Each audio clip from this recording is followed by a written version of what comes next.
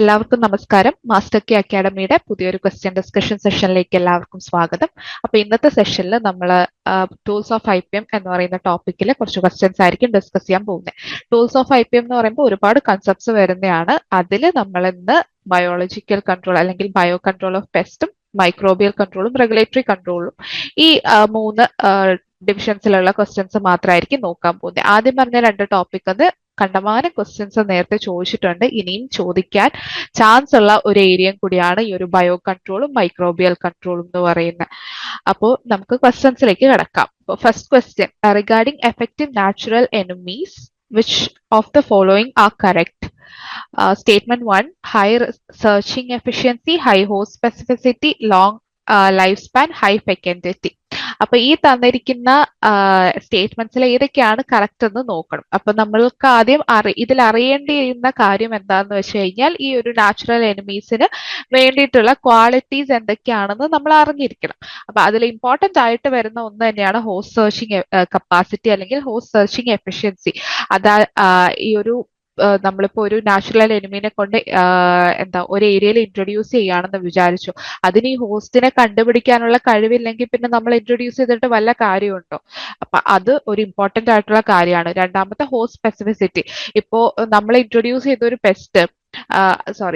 ചെയ്തൊരു natural enemy നമ്മൾ ഉദ്ദേശിക്കുന്ന പെസ്റ്റിനെ വിട്ടിട്ട് നമുക്ക് ബെനിഫിഷ്യൽ ആയിട്ടുള്ള ഏതെങ്കിലും ഓർഗാനിസത്തിനെയാണ് പാരസിറ്റൈസ് ചെയ്യാൻ അല്ലെങ്കിൽ പ്രെഡേറ്റ് ചെയ്യാൻ പോകുന്നതെങ്കിൽ നമുക്ക് ലാഭത്തിന് മേലെ നഷ്ടമായിരിക്കും ഉണ്ടാകുന്നത്. വെളുക്കാൻ തേച്ച പാണ്ടായി എന്ന് പറയുന്ന ഒരു സംഭവം ആയി പോവത്. ലോങ് ലൈഫ് സ്പാൻ, ശരിക്കും ഷോർട്ടർ ലൈഫ് സ്പാൻ ആണ് ആവശ്യം. കാരണം എന്താന്ന് വെച്ച് കഴിഞ്ഞാൽ നമുക്ക് ഇതിനെ ഒരു കൾച്ചർ ചെയ്യാനുള്ളൊരു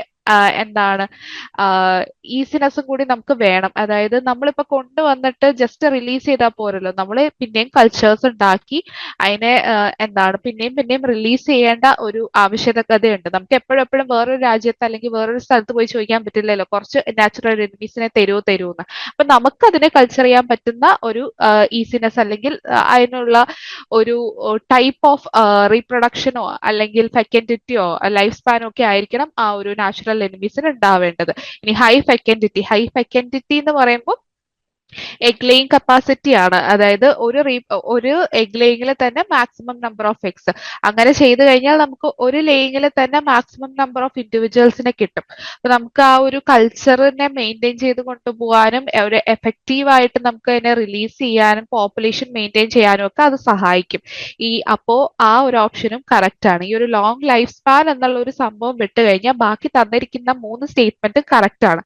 1, 2 and 4 ആർ കറക്റ്റ്. അപ്പോൾ ഓപ്ഷൻ ബി ആണ് കറക്റ്റ് ആൻസർ. ഇനി ഇതിലൊന്നും പറയാത്ത കുറച്ചുകൂടി എബിലിറ്റീസ് ഉണ്ട്. അതായത് അഡാപ്റ്റബിലിറ്റി. നമ്മളിപ്പോ ഏത് ഏരിയയിലാണ് ഇതിനെ ഇൻട്രൊഡ്യൂസ് ചെയ്യുന്ന ആ ഏരിയയിലെ ക്ലൈമാറ്റിക് കണ്ടീഷൻസ് ആയിട്ട് അല്ലെങ്കിൽ എക്കോളജിക്കൽ കണ്ടീഷൻസ് ആയിട്ട് ഈ നാച്ചുറൽ എനിമി അഡാപ്റ്റ് ചെയ്യാൻ പറ്റുന്ന ഒരു കഴിവുണ്ടാകണം. ഡിസ്പേഴ്സൽ എബിലിറ്റി, അതായത് ഇപ്പോ നമ്മൾ ഇട്ട സ്ഥലത്ത് മാത്രമല്ലാണ്ട് കുറച്ച് അങ്ങോട്ടും ഇങ്ങോട്ടും ഒക്കെ ഇതിനെ ഡിസ്പേഴ്സ് ചെയ്ത് പോവാൻ ഒരു കഴിവുണ്ടായിരിക്കണം. പിന്നെ കൾച്ചറിങ്ങിന്റെ കാര്യം ഞാൻ പറഞ്ഞല്ലോ, അതൊരെണ്ണം. പിന്നെ കോമ്പറ്റീഷൻ, ഇപ്പൊ വേറെ ഏതെങ്കിലും നാച്ചുറൽ എനിമീസ് അല്ലെങ്കിൽ എന്തെങ്കിലും ഒരു ഇൻസെക്റ്റുമായിട്ട് ഇതിനൊരു കോമ്പറ്റീഷൻ ഫുഡ് റിസോഴ്സസിനോ അങ്ങനെ എന്തെങ്കിലുമൊക്കെ ഉണ്ടെങ്കിൽ ആ ഒരു കോമ്പറ്റീഷൻ വിത്ത്സ്റ്റാൻഡ് ചെയ്യാനുള്ള ഒരു കഴിവ് വേണം. ഈ യുദ്ധത്തിൽ തോറ്റുപോയി കഴിഞ്ഞാൽ ഇതിന്റെ പോപ്പുലേഷൻ തീർന്നു പോകും, പിന്നെ നമ്മൾ ഇൻട്രൊഡ്യൂസ് ചെയ്തതിൽ ഒരു അർത്ഥം ഇല്ലാതായി പോകും. അപ്പൊ ഒരു കോമ്പറ്റീഷൻ വിത്ത്സ്റ്റാൻഡ് ചെയ്യാനുള്ള ഒരു കഴിവ് ഇതിന് വേണം. പിന്നെ ഒരുപാട് ഇൻഡിവിജ്വൽസിന് ഉണ്ടാക്കാനുള്ള കഴിവ്, ഹൈ ഫെക്കൻഡിറ്റി അത് തന്നെയാണ്. പിന്നെ സർവൈവൽ കപ്പാസിറ്റി, സർവൈവ് ചെയ്യാനുള്ള ഒരു കേപ്പബിലിറ്റി ഇതിന് ഉണ്ടാവണം. അപ്പൊ ഇത്രയൊക്കെയാണ് ഒരു എഫക്റ്റീവ് നാച്ചുറൽ എനിമിയുടെ ക്വാളിറ്റീസ് എന്ന് പറയുന്നത്. അതായത് host searching capacity, host specificity, adaptability, dispersal ability, amenability to culturing, പിന്നെ ഹൈ ഫെക്കൻഡിറ്റി അല്ലെങ്കിൽ ലാർജ് നമ്പേഴ്സ് പ്രൊഡ്യൂസ് ചെയ്യാനുള്ള കപ്പാസിറ്റി, സർവൈവ് ചെയ്യാനുള്ള കപ്പാസിറ്റി, പിന്നെ കോമ്പറ്റീഷൻ വിത്ത്സ്റ്റാൻഡ് ചെയ്യാനുള്ള കേപ്പബിലിറ്റി. ഇതൊക്കെ ഒരു നാച്ചുറൽ എനിമി ഉണ്ടാകണം. എന്നാൽ മാത്രമേ നമുക്ക് അതിനൊരു എഫക്റ്റീവ് നാച്ചുറൽ എനിമി എന്ന് പറയാൻ പറ്റുള്ളൂ. അപ്പൊ ഈ ക്വസ്റ്റ്യൻ ആൻസർ ഓപ്ഷൻ ബി ആയിരുന്നു. ഇനി രണ്ടാമത്തെ question, പാരസറ്റോയിഡ്സ് differ from predators because പാരസറ്റോയിഡ്സ്. അപ്പോ പാരസറ്റോയിഡ്സും പ്രെഡേറ്റേഴ്സും തമ്മിൽ വ്യത്യാസമുണ്ട്. ഇത് എന്ത് കാര്യത്തിലാണ് പാരസറ്റോയിഡ്സ് പ്രെഡേറ്റേഴ്സിൽ നിന്ന് വ്യത്യസ്തരാകുന്നത് എന്നാണ് ക്വസ്റ്റ്യൻ. നമുക്ക് ഓപ്ഷൻസ് ഓരോന്നായിട്ട് നോക്കാം. കിൽ മെനി പ്രേ, പ്രേ എന്ന് പറയുന്ന ഒരു കൺസെപ്റ്റ് പ്രഡേറ്റേഴ്സിൽ മാത്രമേ വരുള്ളൂ. പാരസിറ്റോയിഡ്സ് അറ്റാക്ക് ചെയ്യുന്ന അല്ലെങ്കിൽ പാരസിറ്റൈസ് ചെയ്യുന്ന ഓർഗാനിസത്തിനെ നമ്മൾ ഹോസ്റ്റ് എന്നാണ് പറയുന്നത്. ഇനി പ്രഡേറ്റേഴ്സ് അറ്റാക്ക് ചെയ്യുന്ന ഓർഗാനിസത്തിനെ നമ്മൾ പ്രേ എന്ന് പറയും. പ്രഡേറ്റർ പ്രേ ആൻഡ് പാരസിറ്റോയിഡ് ഹോസ്റ്റ്, ഇതാണ് ആ ഒരു റിലേഷൻഷിപ്പ് വരുന്നത്. അപ്പോ പാരസിറ്റോയിഡ് ഒരു ഇൻഡിവിജ്വലിൽ മാത്രമേ ജീവിക്കുള്ളൂ. അപ്പോ ആ ഒരു ഓപ്ഷൻ കറക്റ്റ് ആണ്. അല്ലെങ്കിൽ ഒരെണ്ണത്തിനെ മാത്രം കൊല്ലാനേ ഒരു പാരസിറ്റോയിഡിന് പറ്റുള്ളൂ. അപ്പോൾ ആ ഓപ്ഷൻ തെറ്റാണ്. റിക്വയർ ഓൺലി വൺ ഹോസ്റ്റ്, അത് കറക്റ്റ് ആണ്. കാരണം ഒരു ഹോസ്റ്റ് മതി ഇതിന്റെ ലൈഫ് സൈക്കിൾ കംപ്ലീറ്റ് ചെയ്ത് വരാൻ. ഇനി ഫീഡ് എക്സ്റ്റേണലി, അപ്പൊ എക്സ്റ്റേണലി ഫീഡ് ചെയ്യുന്ന സാധനത്തിനെ നമ്മൾ പ്രഡേറ്റേഴ്സ് എന്നാണ് വിളിക്കുന്നത്. ഇനി ലാർജർ ദാൻ പ്രേ, അപ്പോൾ ശരിക്കും പാരസിറ്റോയിഡ്സ് പൊതുവെ ഈ ഒരു പ്രഡേറ്ററിനെക്കാട്ടിലും ചെറിയ സൈസിലായിരിക്കും, ഹോസ്റ്റിനെക്കാട്ടിലും ചെറിയ സൈസിലായിരിക്കും ഉണ്ടാവുക. ഇനി പ്രഡേറ്റേഴ്സ് ആണെങ്കിൽ അതിന്റെ പ്രേയിനെക്കാട്ടിലും അല്ലെങ്കിൽ അതിന്റെ ഇരേനെക്കാട്ടിലും സൈസ് കൂടുതലായിരിക്കും. അപ്പോൾ പ്രഡേറ്റേഴ്സിന്റെ ഒരു ക്വാളിറ്റീസ് എന്തൊക്കെയാന്ന് നോക്കിക്കഴിഞ്ഞാൽ, ഒരു പ്രഡേറ്റർ തന്നെ ഒരുപാട് പ്രേ അല്ലെങ്കിൽ ഇരകളെ കൊല്ലും. പിന്നെ അത് എക്സ്റ്റേണലി ഫീഡ് ചെയ്യും. പോരാത്തതിന് ഇതിന്റെ സൈസ് വലുതാണ്. അതിന്റെ പ്രേനെ വെച്ച് നോക്കിക്കഴിഞ്ഞാൽ ഈ ഒരു പ്രഡേറ്ററിന്റെ സൈസ് വലുതാണ്. അപ്പൊ ഇതൊക്കെയാണ് എന്തിന്റെ ക്വാളിറ്റീസ്, പ്രഡേറ്റേഴ്സിന്റെ ക്വാളിറ്റീസ്. ഇനി ഒരു കാര്യം കൂടി ഉണ്ട്, ഇത് ഇമ്മീഡിയറ്റ് ആയിട്ട് കൊല്ലും. അതായത് പ്രഡേറ്റർ ഒരു പ്രേനെ ഇമ്മീഡിയറ്റ് ആയിട്ട് കൊല്ലും. പ്രഡേറ്റേഴ്സ് പൊതുവെ ഇമ്മച്വർ സ്റ്റേജസും അഡൾട്ട് സ്റ്റേജസും പ്രഡേറ്ററി ആയിട്ട് വരാറുണ്ട്. പിന്നെന്താ, ഇതിന്റെ ലൈഫ് സൈക്കിള് അത്യാവശ്യം നീളമുള്ള അല്ലെങ്കിൽ ലോങ് ആയിട്ടുള്ള ഒരു ലൈഫ് സൈക്കിൾ ആയിരിക്കും ഈ ഒരു പ്രഡേറ്റേഴ്സിന് ഉണ്ടാകുന്നത്. ഇനി പാരസറ്റോയിഡ്സിന്റെ കാര്യം നോക്കുകയാണെങ്കിൽ, പാരസറ്റോയിഡ്സിന് ഇതിന്റെ ഏതെങ്കിലും ഒരു ലൈഫ് സ്പാൻ ആയിരിക്കും ചിലപ്പോൾ ആ ഒരു ഇൻഡിവിജ്വലിന്റെ അകത്ത് വളരുന്നത്. പിന്നെ ഇതിന് ഇപ്പോ പല ടൈപ്പ് പാരസിറ്റിസം ഉണ്ട്. എന്നാലും പൊതുവെ നമുക്ക് പറയാം ഇത് ഇന്റേണലി ജീവിക്കുന്നതാണ് എന്ന് പറയാൻ പറ്റും. പിന്നെ ഞാൻ പറഞ്ഞല്ലോ ഒരു ഹോസ്റ്റ് മതി. അങ്ങനെയുള്ള പിന്നെ ഈ ഒരു ഹോസ്റ്റിനെക്കാട്ടിലും ചെറിയ സൈസ് ആയിരിക്കും പാരസറ്റോയിഡ്സിന് വരുന്നത്.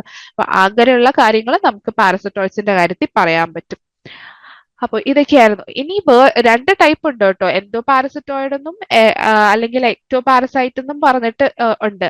അപ്പൊ പക്ഷേ ഇത് ഫീഡ് ചെയ്യുക എന്നല്ല പറയാൻ പറ്റുക നമുക്ക്. ഈ പാരസറ്റോയിഡിന്റെ കാര്യം പറയുമ്പോൾ ഇത് ഫീഡ് ചെയ്യാന്നല്ല പറയുന്നത്, ഇതിന്റെ ഡെവലപ്മെന്റ് ആയിരിക്കും നമ്മൾ പറയുന്നത്. ഇപ്പൊ എക്ടോ പാരസൈറ്റ് അല്ലെങ്കിൽ എൻഡോ പാരസൈറ്റ് എന്നൊക്കെ പറയുമ്പോൾ, എൻഡോ പാരസൈറ്റ് ബോഡിയുടെ അകത്താണ് ഡെവലപ്പ് ചെയ്യുന്നത്. എക്ടോ പാരസൈറ്റ് ആണെങ്കിൽ ബോഡിയുടെ പുറത്തായിരിക്കും ഡെവലപ്പ് ചെയ്യുന്നത്.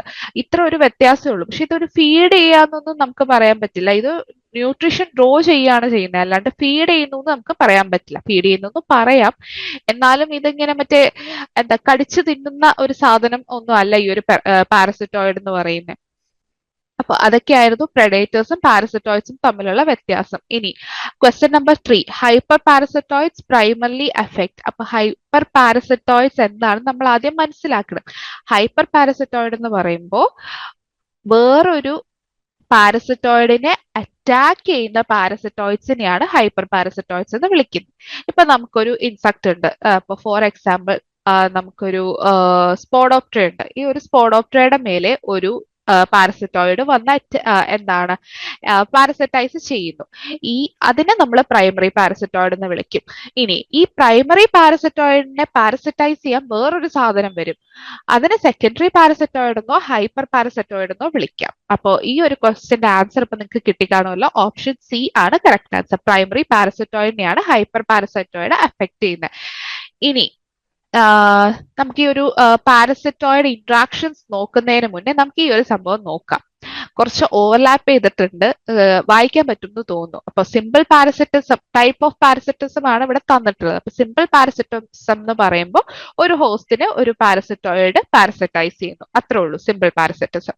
ഇനി ഹൈപ്പർ പാരസിറ്റിസം എന്ന് പറയുമ്പോൾ ഓൾറെഡി ഒരു പാരസിറ്റോയിഡ് ആയിട്ടുള്ള ജീവിനെ വേറൊരു പാരസൈറ്റ് വന്നിട്ട് അല്ലെങ്കിൽ പാരസിറ്റോയിഡ് വന്ന് പാരസിറ്റൈസ് ചെയ്യുന്നു. അല്ലെങ്കിൽ നമുക്ക് സിമ്പിൾ ആയിട്ട് പറഞ്ഞു കഴിഞ്ഞാൽ പാരസൈറ്റ് ഓഫ് എ പാരസൈറ്റ്, അതിനെയാണ് നമ്മൾ എന്തെന്ന് വിളിക്കുന്നത്, ഹൈപ്പർ പാരസിറ്റിസം എന്ന് വിളിക്കുന്നത്. ഇനി മൾട്ടിപ്പിൾ പാരസിറ്റിസം എന്ന് പറയുമ്പോൾ ആഹ് എന്താണ് ഒരുപാട് അല്ലെങ്കിൽ പല വ്യത്യസ്ത സ്പീഷീസിലുള്ള പാരസിറ്റോയിഡ്സ് വന്നിട്ട് ഒരേ ഹോസ്റ്റ്, സെയിം ഹോസ്റ്റ്, ഒരു ഇൻഡിവിജ്വൽ അല്ലെങ്കിൽ ഒരു ലാർവേനെ പല സ്പീഷീസിലുള്ള പാരസിറ്റോയിഡ്സ് വന്ന് അറ്റാക്ക് ചെയ്യുന്ന ആ ഒരു സംഭവത്തിനെയാണ് മൾട്ടിപ്പിൾ പാരസിറ്റിസം എന്ന് വിളിക്കുന്നത്. ഇനി ഇതിന്റെ എക്സാമ്പിൾസ് നോക്കി കഴിഞ്ഞാൽ മനസ്സിലാവും കേട്ടോ. ബ്രക്കൻ ബ്രെവിക്കോണസ്, എരിയോബോറസ് ട്രൊക്കാൻഡറേറ്റസ്, ഗോണിയോസിസ് നഫൻറ്റിഡസ്, ഇതെല്ലാം അഫക്ട് ചെയ്യുന്നത് ബ്ലാക്ക് ഹെഡഡ് കാറ്റർപില്ലറിനെയാണ്. അപ്പോൾ ഈ 3 സ്പീഷീസും ഒരൊറ്റ ഹോസ്റ്റ് ആണ് ഉള്ളത്. അതുകൊണ്ടാണ് ഇതിനെ മൾട്ടിപ്പിൾ പാരസിറ്റിസം എന്ന് വിളിക്കുന്നത്. ഇനി സൂപ്പർ പാരസിറ്റിസം. സൂപ്പർ പാരസിറ്റിസം എന്ന് പറയുമ്പോൾ ഒരേ സ്പീഷീസിലുള്ള ഒരുപാട് ഇൻഡിവിജ്വൽസ് ഒരു ഒറ്റ ഹോസ്റ്റ് അല്ലെങ്കിൽ ഒരു ലാർവേനെ എങ്ങാനും അറ്റാക്ക് ചെയ്യുന്ന അല്ലെങ്കിൽ പാരസിറ്റൈസ് ചെയ്യുന്നതിനെയാണ് സൂപ്പർ പാരസിറ്റിസം എന്ന് വിളിക്കുന്നത്. ഇതിൽ നിങ്ങൾക്ക് കൺഫ്യൂഷൻ വരുന്ന ഈ ഒരു 3 ടേമേ ഉള്ളൂ. ഹൈപ്പർ പാരസിറ്റിസം എന്ന് പറയുമ്പോൾ പാരസൈറ്റ് ഓഫ് എ പാരസൈറ്റ്. ഇനി മൾട്ടിപ്പിൾ ആണെങ്കിൽ ഡിഫറെന്റ് സ്പീഷീസ് ആണ്. ഇനി സൂപ്പർ പാരസിറ്റിസം ആണെങ്കിൽ different individuals of same species. അതാണ് സൂപ്പർ പാരസിറ്റിസം. അപ്പോ ഇത്രയും കാര്യങ്ങൾ മനസ്സിലായി എന്ന് വിചാരിക്കുന്നു. ഇനി നമുക്ക് ആ ക്വസ്റ്റ്യനിലേക്ക് തിരിച്ചു പോവാം. ഇനി അപ്പോ question number 4 regarding parasitoid interactions. Super parasitism, same species attack same host. Super parasitism അതല്ലായിരുന്നോ? അപ്പോ അത് തന്നെയാണ്, ആ ഒരു ഓപ്ഷൻ കറക്റ്റ് ആണ്. ഇനി multi parasitism, different species attack same host. Different species തന്നെയാണ് മൾട്ടി പാരസിറ്റിസത്തിൽ അറ്റാക്ക് ചെയ്യുന്നത്. ഇനി hyper parasitism, parasitoid attacks predator, parasitoid attacks another parasitoid, അതിനെയാണ് ഹൈപ്പർ പാരസിറ്റിസം എന്ന് വിളിക്കുന്നത്. അപ്പൊ ഒരു ഓപ്ഷൻ 3 അല്ലെങ്കിൽ സ്റ്റേറ്റ്മെന്റ് 3 തെറ്റാണ്. അപ്പൊ സ്റ്റേറ്റ്മെന്റ് 3 ഇല്ലാത്തവരെണ്ണം നോക്കിയാൽ മതി. അപ്പൊ 1 and 2 ഓപ്ഷൻ എ ആണ് കറക്റ്റ് ആൻസർ. ഇനി question number 5 classical biological control mainly involves. അപ്പൊ ഈ ഒരു ക്വസ്റ്റ്യൻ ലേക്ക് വരുന്നതിന് മുന്നേ നമുക്ക് സംഭവം ക്ലാസിക്കൽ ബയോളജിക്കൽ കൺട്രോൾ എന്താണെന്ന് നോക്കാം. അപ്പോൾ വേറെ ഒന്നുമല്ല, principles and procedures of biological കൺട്രോളിൽ വരുന്ന ഒരു സംഭവമാണ് ഈ ഒരു ക്ലാസിക്കൽ ബയോളജിക്കൽ കൺട്രോൾ അല്ലെങ്കിൽ ഇൻട്രൊഡക്ഷൻ. സിംപ്ലി പറഞ്ഞാൽ ഇൻട്രൊഡക്ഷൻ. നമ്മൾ വേറൊരു സ്ഥലത്തിൽ നിന്ന്, അതായത് ഈ ഒരു നാച്ചുറൽ എനിമി നാച്ചുറൽ ആയിട്ട് കാണുന്ന ഒരു എൻവയോൺമെന്റിൽ നിന്ന് നമ്മൾ അത് പൊതുവെ കാണാത്ത വേറൊരു എൻവയോൺമെന്റിലേക്ക് ഇൻട്രൊഡ്യൂസ് ചെയ്യുന്ന ഒരു പ്രോസസ്സിനെയാണ് ഇൻട്രൊഡക്ഷൻ അല്ലെങ്കിൽ ക്ലാസിക്കൽ ബയോളജിക്കൽ കൺട്രോൾ എന്ന് വിളിക്കുന്നത്. ഇനി ഈ ഒരു ഇൻട്രൊഡക്ഷൻ സക്സസ്ഫുൾ ആകാനായിട്ട് നമ്മൾ കുറച്ച് കാര്യങ്ങൾ ശ്രദ്ധിക്കണം. ഒന്നാമത്തെ കാര്യം, നമ്മൾ ഇതിനെ എടുക്കുന്ന സ്ഥലവും വെക്കുന്ന സ്ഥലത്തിന്റെയും ക്ലൈമറ്റ് ഏറെക്കുറെ സിമിലർ ആയിരിക്കണം. നമ്മൾ അന്റാർട്ടിക്കയുടെ അടുത്ത് നമ്മുടെ കേരളത്തിൽ കൊണ്ടുവച്ചാൽ നടക്കുമോ? ഇല്ല. അങ്ങനെ ഒരേ രീതിയിലെന്ന് പറയാൻ പറ്റില്ല, എന്നാലും കുറെയൊക്കെ ക്ലൈമറ്റ് മാച്ച് ചെയ്യുന്ന സ്ഥലത്ത് വേണം ഒരു ഇൻട്രൊഡക്ഷൻ നടത്താൻ. ഇനി വെക്കുന്ന സ്ഥലത്ത്, അതായത് ഇൻട്രൊഡ്യൂസ് ചെയ്യുന്ന സ്ഥലത്ത് ഈ ഒരു പാരസിറ്റോയിഡിന് ഓൾട്ടർനേറ്റ് ഹോസ്റ്റ്, അതായത് നമ്മൾ ഉദ്ദേശിക്കുന്ന ഹോസ്റ്റ് അല്ലാണ്ട് വേറൊരു ഹോസ്റ്റും ഉണ്ടാകാൻ പാടില്ല. ഇനി ഹൈപ്പർ പാരസിറ്റോയിഡ്സും കോമ്പറ്റീറ്റേഴ്സും ആ ഒരു ഏരിയയിൽ ഉണ്ടാവാൻ പാടില്ല. ഹൈപ്പർ പാരസിറ്റോയിഡ്സ് എന്ന് പറഞ്ഞപ്പോ എന്താണെന്ന് അറിയാലോ, കോമ്പറ്റീറ്റേഴ്സ് എന്ന് പറഞ്ഞാലും അറിയാം. അപ്പൊ ഈ സാധനങ്ങളൊന്നും ഇല്ലെങ്കിൽ മാത്രമേ നമുക്കൊരു സക്സസ്ഫുൾ ഇൻട്രൊഡക്ഷൻ അവിടെ നടത്താൻ പറ്റുള്ളൂ. ഇനി ആ ഒരു ഹോസ്റ്റും പിന്നെ ആ ഹോസ്റ്റ് മെയിൻലി കാണുന്ന ക്രോപ്പിന്റെ എക്കോസിസ്റ്റവുമായിട്ട് ഇത് കോമ്പാറ്റിബിൾ ആവണം. അതായത് ഇപ്പോ ചില സ്ഥലങ്ങളില് അറ്റാക്ക് ചെയ്യുന്ന ഹോസ്റ്റ് സെയിം ആയിരിക്കും, പക്ഷെ ആ ഹോസ്റ്റ് ഇപ്പൊ പോളിഫാഗസ് ഇൻസെക്ട്സിന്റെ കാര്യം നോക്കുകയാണെങ്കിൽ ഇത് പല ഹോസ്റ്റിനെയും, അതായത് പല പ്ലാന്റ്സിനെയും തിന്നുന്ന ജീവികളാണ്. അപ്പോൾ നമ്മളിപ്പോ ഇത് എടുക്കുന്ന സ്ഥലത്ത് മെയ്സിനെയാണ് അറ്റാക്ക് ചെയ്യുന്നതെങ്കിൽ വെക്കുന്ന സ്ഥലത്ത് വീറ്റിനെ ആയിരിക്കും അറ്റാക്ക് ചെയ്യുന്നത്. അപ്പൊ ഇതിന് ഇപ്പൊ അങ്ങനെ മെയ്സിൽ കഴിക്കുന്നത് വീട്ടിൽ കോമ്പാറ്റബിൾ ആവില്ല എന്നല്ല, പക്ഷെ ആ ഒരു കോമ്പാറ്റബിലിറ്റി നമ്മൾ നോക്കണം ഈ ഒരു ഇൻട്രൊഡക്ഷൻ നടത്തുന്നതിന് മുന്നേ. ഇനി low dispersal ability of important natural enemies, ഒരു ലെവലിന് ഡിസ്പേഴ്സൽ എബിലിറ്റി ഉണ്ടാകണം. കുറച്ചേ ഉണ്ടാവാൻ പാടുള്ളൂ. പക്ഷെ ഇതിന് തോന്നിയ കണക്ക് ഇത് വേറെ എവിടെയെങ്കിലും പോയി കഴിഞ്ഞാൽ പിന്നെ നമ്മുടെ ഫീൽഡിൽ നമ്മൾ ഇൻട്രൊഡ്യൂസ് ചെയ്തിട്ട് വല്ല കാര്യമുണ്ടോ? ഡിസ്പോസബിൾ എബിലിറ്റി ഉണ്ടാവണം, പക്ഷെ ആ ഒരു എബിലിറ്റി കുറവായിരിക്കണം എന്നാണ് ഉദ്ദേശിക്കുന്നത്. അപ്പൊ ഇത്രയുമാണ് നമ്മളൊരു സക്സസ്ഫുൾ ആയിട്ടുള്ള ഒരു ഇൻട്രൊഡക്ഷൻ നടത്തുമ്പോൾ ശ്രദ്ധിക്കേണ്ട കാര്യങ്ങൾ.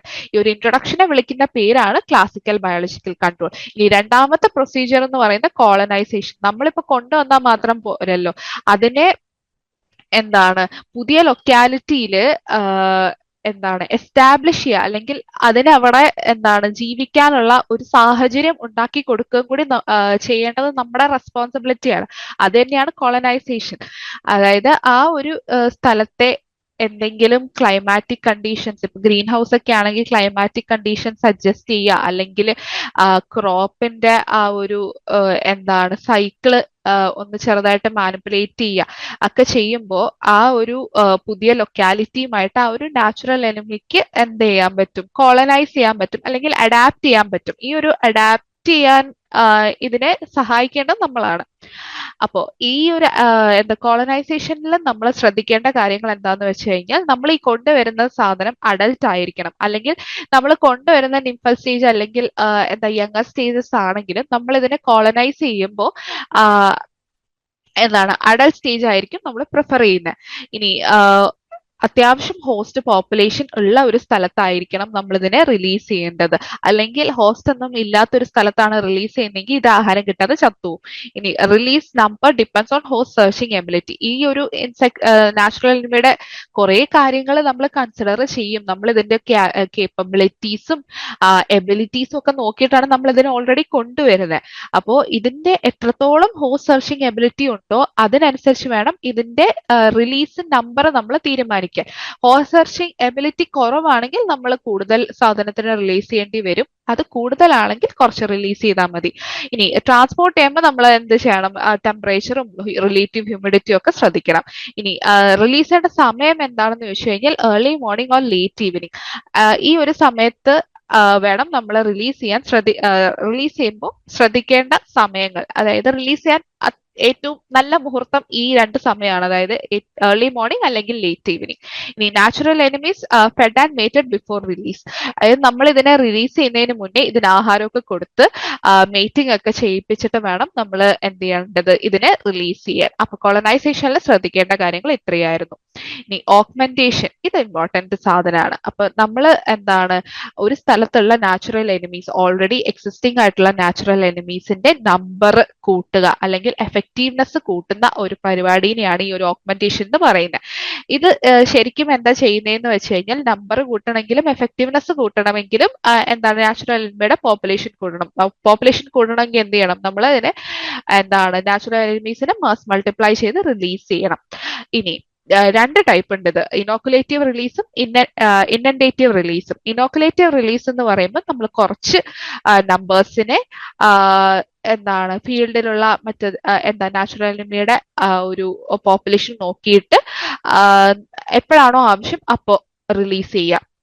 അപ്പൊ ഈ ഒരു ഇനോക്കുലേറ്റീവ് റിലീസിൽ നിന്നുള്ള ആ ഒരു കൺട്രോൾ ഉണ്ടല്ലോ, നമ്മൾ ആ റിലീസ് ചെയ്യുന്ന പ്രോജനിയും അതിന്റെ ഫ്യൂച്ചർ ജനറേഷൻസിൽ നിന്നും ആയിരിക്കും ഉണ്ടാകുന്നത്. അപ്പൊ നമുക്ക് ഇപ്പൊ കിട്ടണം എന്ന് വിചാരിച്ചിട്ട് നമ്മൾ റിലീസ് ചെയ്യാൻ പാടില്ല. നമ്മൾ ഇതിനൊരു എന്താണ് ഒരു നമ്മളിപ്പോ ഒരു മുതൽ മുടക്ക് നടത്തിയ ഭാവിയിൽ എന്താ ബെനിഫിറ്റ് കിട്ടും എന്ന രീതിയിലാണ് നമ്മൾ ഈ ഒരു ഇനോക്കുലേറ്റീവ് റിലീസ് ചെയ്യുന്നത്. ഇനി ഇന്നൻഡേറ്റീവ് റിലീസ് ആണെങ്കിൽ നമ്മൾ മാസ് റിലീസ് ആണ് ചെയ്യുന്നത്. അതായത് ഒരുപാട് എണ്ണത്തിനെ മാസ് മൾട്ടിപ്ലൈ ചെയ്തിട്ട് നമ്മൾ ഒറ്റയടിക്ക് റിലീസ് ചെയ്യാണ് ചെയ്യുന്നത്. അപ്പോൾ ഇതിൽ നിന്ന് ഈ ഒരു ഇന്നൻഡേറ്റീവ് റിലീസിൽ നിന്നുള്ള ഒരു ബെനിഫിറ്റ് നമുക്ക് അപ്പൊ തന്നെ കിട്ടും. അതായത് നമ്മൾ റിലീസ് ചെയ്യുന്ന ആ ഒരു പ്രോജനിയിൽ നിന്ന് തന്നെ നമുക്ക് കിട്ടും.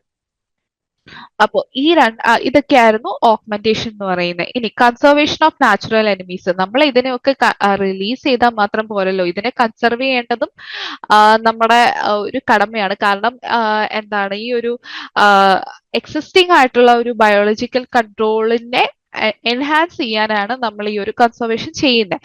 ഇനി കൺസർവേഷൻ ചെയ്യാൻ ഒരുപാട് വഴികളുണ്ട്. അതായത് പെസ്റ്റിസൈഡ്സ് ഒക്കെ നമ്മൾ സൂക്ഷിച്ച് ഉപയോഗിക്കുക, ഇതിന് ഈ നാച്ചുറൽ എനിമീസിന് ആവശ്യമായിട്ടുള്ള ഫുഡും ഷെൽട്ടറും ഒക്കെ കൊടുക്കുക. ഫുഡും ഷെൽട്ടറും എന്നൊക്കെ പറയുന്നത് നമ്മൾ ആ ഒരു എക്കോസിസ്റ്റം മാനിപ്പുലേറ്റ് ചെയ്യുക അല്ലെങ്കിൽ എക്കോസിസ്റ്റം മോഡിഫൈ ചെയ്യുകയാണ് അതിൽ ഉദ്ദേശിക്കുന്നത്. ബെനിഫിഷ്യൽ അഗ്രോണമിക് പ്രാക്ടീസസ്, അതായത് ടില്ലേജ് പോലുള്ള സംഭവങ്ങൾ ഒക്കെ ഒഴിവാക്കുക, അല്ലെങ്കിൽ നമ്മൾ മൾച്ച്, അതായത് ട്രാഷ് മൾച്ചിങ് അതൊക്കെ ചെയ്യുക. പിന്നെ സപ്രഷൻ ഓഫ് ആൻസ് എന്ന് പറയുമ്പോൾ ഇപ്പോ എന്താണ് ഈ ചിലപ്പോൾ നാച്ചുറൽ എനിമീസിന്റെ കോമ്പറ്റീറ്റേഴ്സ് അല്ലെങ്കിൽ എനിമീസ് ആയിട്ട് വരും. ഇനി ക്രോപ്പ് പ്ലാന്റ് ഡൈവേഴ്സിറ്റി, അതായത് എന്താ ഇതിനൊക്കെ ഫേവറബിൾ ആയിട്ടുള്ള ക്രോപ്സ് പ്ലാന്റ് ചെയ്യുക, പിന്നെ ട്രാപ്പ് ക്രോപ്പിംഗ് പോലുള്ള പരിപാടികൾ ചെയ്യുക. ഇതൊക്കെയാണ് നമുക്ക് ഈ ഒരു നാച്ചുറൽ എനിമീസിന്റെ എക്സിസ്റ്റിംഗ് പോപ്പുലേഷനെ കൺസർവ് ചെയ്യാൻ ആയിട്ട് ചെയ്യാൻ പറ്റുന്ന കാര്യങ്ങൾ. അപ്പോ നമുക്ക് ആ ക്വസ്റ്റ്യനിലിട്ട് തിരിച്ചു പോവാം. Classical biological control mainly involves mass rearing and release. അത് ഏതിലാണ് വരുന്നത്? അത് ഓഗ്മെന്റേഷൻ ആണ്. ഇമ്പോർട്ടേഷൻ ഓഫ് നാച്ചുറൽ എനിമീസ് ആണ് ക്ലാസിക്കൽ ബയോളജിക്കൽ കൺട്രോളിന് വിളിക്കുന്നത്. Importation, introduction and classical biological control എന്ന് പറയുന്ന സെയിം സാധനമാണ്. ജനറ്റിക് മോഡിഫിക്കേഷൻ ഒന്നും അവിടെ വരുത്തുന്നില്ല. ഇനി use of insect pathogens. Pathogens അതൊരു ടൈപ്പ് ഓഫ് ബയോളജിക്കൽ കൺട്രോൾ ആണ്. സ്പെഷ്യലി പറഞ്ഞു കഴിഞ്ഞാൽ മൈക്രോബിയൽ കൺട്രോൾ എന്ന് പറയും.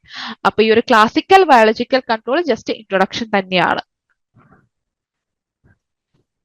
ഇനി in augmentative biological control, statement number 1, natural enemies are mass multiplied, permanent establishment is expected, used mainly in greenhouses, includes inundative and inoculative release.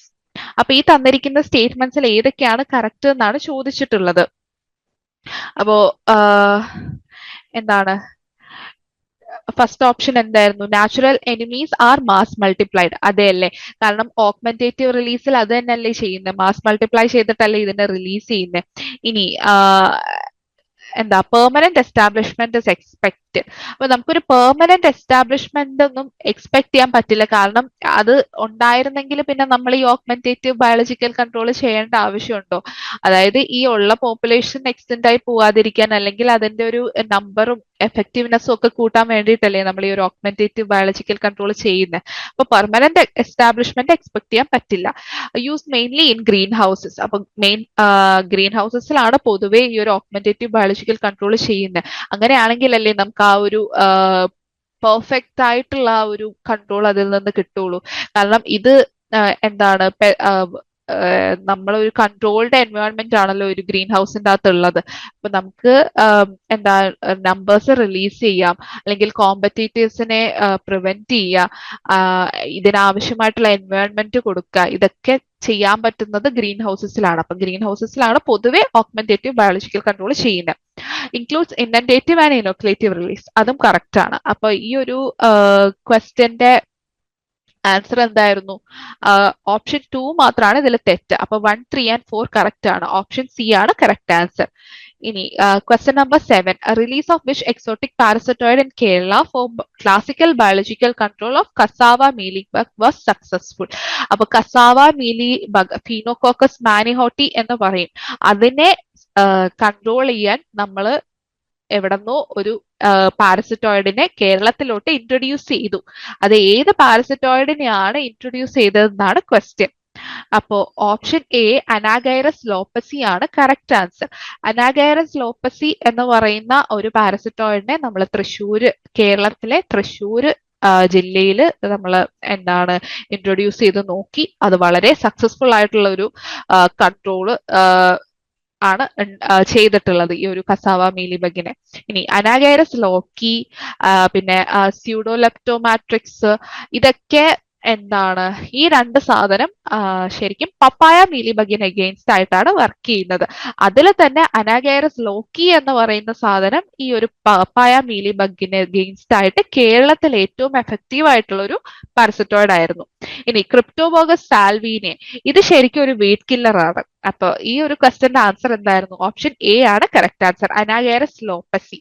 ഇനി അനാഗൈറസ് ലോപ്പസിയും ലോക്കിയും തമ്മിൽ എന്താണ് ഒരു കൺഫ്യൂഷൻ തോന്നും. അപ്പോ എന്തായാലും കറക്റ്റ് ആയിട്ട് പഠിച്ചിരിക്കുക. ലോപ്പസി ആണ് കസാവ മീലിബഗിന്, ലോക്കിയാണ് പപ്പായ മീലിബഗിന് എഗെയിൻസ്റ്റ് ആയിട്ട് വരുന്ന പാരസറ്റോയിഡ്സ്.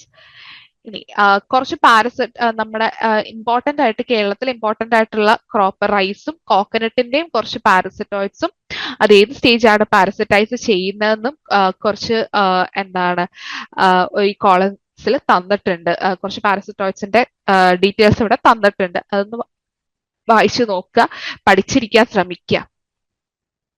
ഇനി which predator is used against cottony cushion scale. അപ്പൊ കോട്ടണി കുഷ്യൻ സ്കെയിലിന് അഗെയിൻസ്റ്റ് ആയിട്ട് വർക്ക് ചെയ്യുന്ന predator ഏത് എന്നാണ് ക്വസ്റ്റ്യൻ. അപ്പോ ഇതൊരു എന്താണ് ഒരു ഹിസ്റ്റോറിക് ആയിട്ടുള്ള ഒരു സംഭവമാണ് ഈ ഒരു കോട്ടണി കുഷൻ സ്കെയിലിന് അഗെയിൻസ്റ്റ് ആയിട്ടുള്ള സാധനം. നമ്മൾ ഹിസ്റ്ററി നോക്കുകയാണെങ്കിൽ നമ്മൾ ആദ്യം പഠിക്കുന്ന സാധനമാണ് ഈ ഒരു റൊഡോളിയ കാർഡിനാലിസ് അല്ലെങ്കിൽ വഡേലിയ ബീറ്റിൽ എന്നൊക്കെ പറയുന്ന ഈ ഒരു പ്രഡേറ്റർ കോട്ടണി കുഷൻ സ്കെയിലിന് അഗെയിൻസ്റ്റ് ആയിട്ട് ആക്ട് ചെയ്യുന്നു.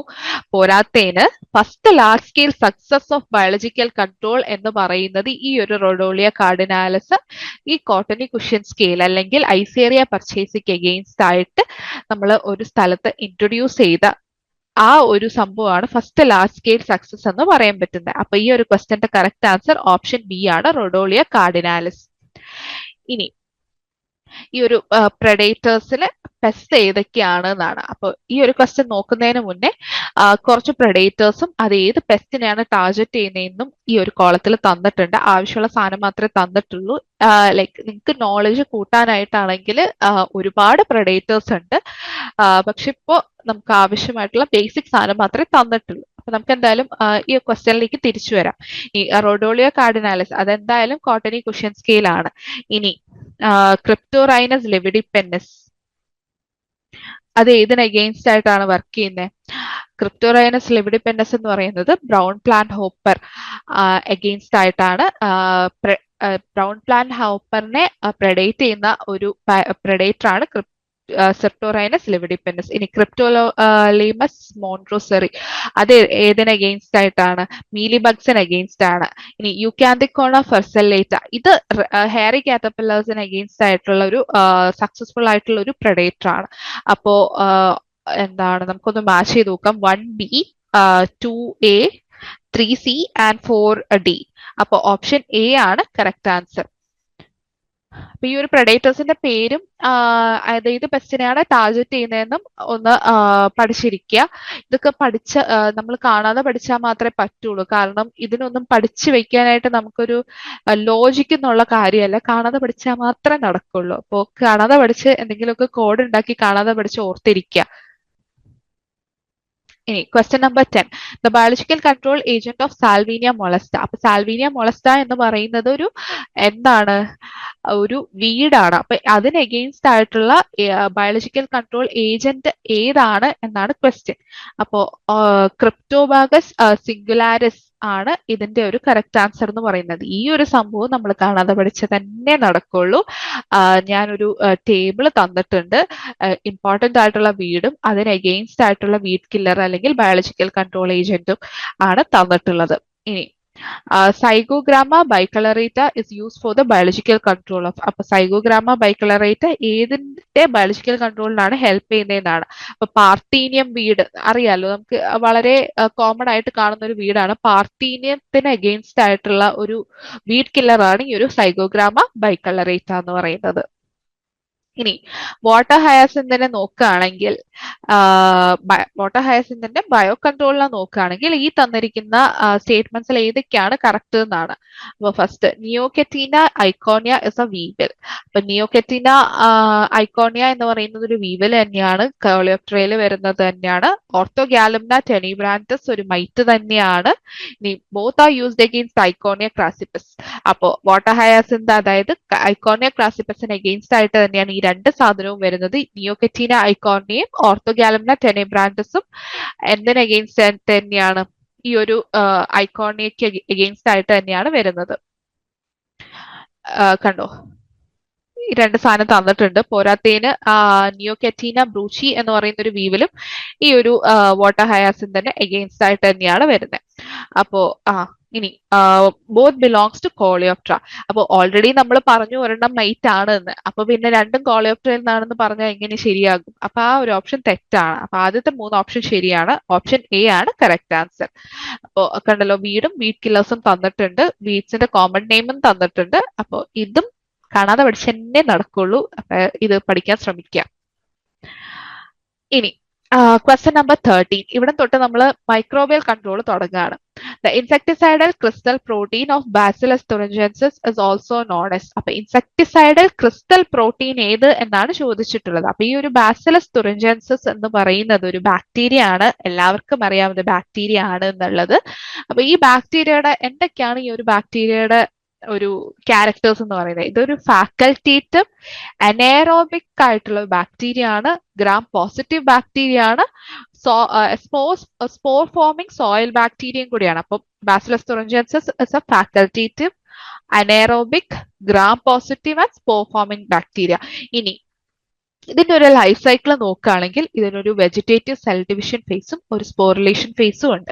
ഈ ഒരു വെജിറ്റേറ്റീവ് സെൽ ഡിവിഷൻ ഫേസിൽ ഈ ഒരു ബാക്ടീരിയ വെജിറ്റേറ്റീവ് ഇൻസെക്ടിസൈഡൽ പ്രോട്ടീൻസ് എന്ന് പറയുന്ന ഒരു പ്രോട്ടീൻസ് VIP എന്ന് പറയും, അതിനെ സെക്രീറ്റ് ചെയ്യും. ഈ സ്പോറിലേഷന്റെ സമയത്ത് ഈ ഒരു ബാക്ടീരിയ രണ്ട് ടോക്സിൻസ് സിന്തസൈസ് ചെയ്യും. ക്രിസ്റ്റൽ ടോക്സിൻസ് അല്ലെങ്കിൽ ക്രൈടോക്സിൻസ് എന്നും സൈറ്റോലൈറ്റിക് ടോക്സിൻസ് അല്ലെങ്കിൽ സൈടോക്സിൻസ് എന്നും പറഞ്ഞിട്ട് രണ്ട് ടൈപ്പ് ടോക്സിൻസ് പാരാസ്പോറൽ ഇൻക്ലൂഷൻസ് ആയിട്ട് ഈ ഒരു ബാക്ടീരിയ സിന്തസൈസ് ചെയ്യും. ഈ ഒരു ക്രൈടോക്സിനും സൈടോക്സിനും കൂടി ചേർന്നിട്ടാണ് നമ്മൾ ഈ ഒരു ഡെൽറ്റ എൻഡോടോക്സിൻ എന്ന് വിളിക്കുന്നത്. അപ്പോൾ സ്പോറിലേഷന്റെ സമയത്ത് രണ്ട് ടൈപ്പ് ടോക്സിൻസ് പ്രൊഡ്യൂസ് ചെയ്യുന്നുണ്ട്, ക്രിസ്റ്റൽ ടോക്സിൻസും സൈറ്റോലൈറ്റിക് ടോക്സിൻസും. ഈ രണ്ടും എന്തായിട്ടാണ് പാരാസ്പോറൽ ഇൻക്ലൂഷൻസ് ആയിട്ടാണ് സിന്തസൈസ് ചെയ്യുന്നത്.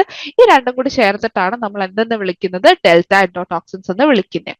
അപ്പൊ ഇതിൽ ചോദിച്ചിട്ടുള്ളത് ക്രിസ്റ്റൽ പ്രോട്ടീൻ ഏതെന്നാണ്. അപ്പൊ ക്രിസ്റ്റൽ ടോക്സിൻ എന്ന് പറയുമ്പോൾ തന്നെ നമുക്കറിയാം ക്രിസ്റ്റലിന്റെ ക്രൈ ആണ് കേട്ടോ ഈ ഒരു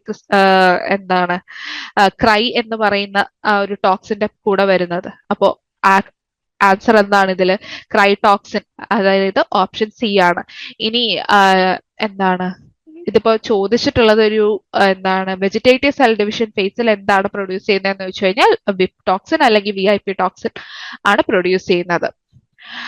അപ്പൊ ഇനി ഒരു ആൽഫ എക്സോടോക്സിൻ പിന്നെ ബീറ്റ എക്സോടോക്സിൻ എന്നൊക്കെ പറഞ്ഞിട്ടുള്ള സംഭവങ്ങൾ കാണുന്നുണ്ടോ?